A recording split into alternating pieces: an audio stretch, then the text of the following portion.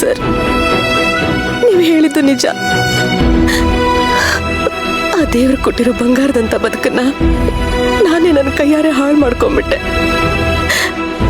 ದೇವ್ರಂತ ಗಂಡನ್ಗೆ ಕಳಂಕದ ಮಸಿ ನಾನೇ ಬಳದ್ಬಿಟ್ಟೆ.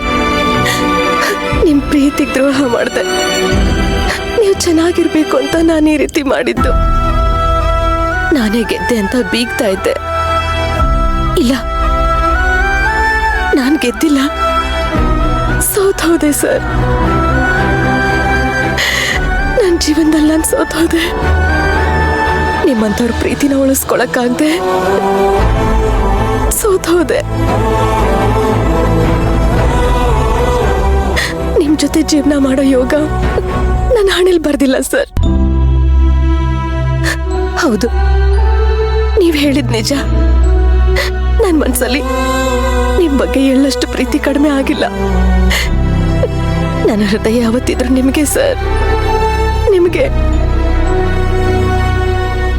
ನಿಮ್ ಮುಂದೆ ನಿಮ್ಮನ್ ಕಂಡ್ರೆ ಆಗಲ್ಲ ಅಂತ ನಿಮ್ ಮುಂದೆ ಸುಳ್ಳು ಹೇಳೋದು ಅಷ್ಟು ಸುಲಭ ಅಲ್ಲ ಸರ್.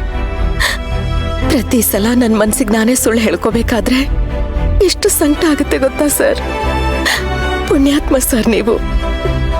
ನಿಮ್ಮನ್ನ ಮೋಸಗಾರ, ನಯವಂಚಕ ಅಂತ ಬೈಬೇಕಾದ್ರೆ ನನ್ನ ಕೆನ್ನೆಗೆ ನಾನೇ ಹೊಡ್ಕೊಳ್ಳೋಷ್ಟು ಸಿಟ್ಟು ಬರುತ್ತೆ ನನಗೆ.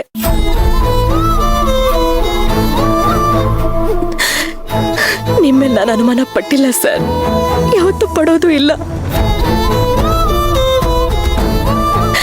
ನಿಮ್ಮೇಲೆ ಅನುಮಾನ ಪಡೋದು ಒಂದೇ, ಸಾಕ್ಷಾತ್ ಶ್ರೀರಾಮಚಂದ್ರನ ಅನುಮಾನಿಸೋದು ಒಂದೇ. ಇಲ್ಲ, ಅಂತ ಕೆಲಸ ನಾನು ಯಾವತ್ತೂ ಮಾಡಲ್ಲ ಸರ್, ಮಾಡಲ್ಲ.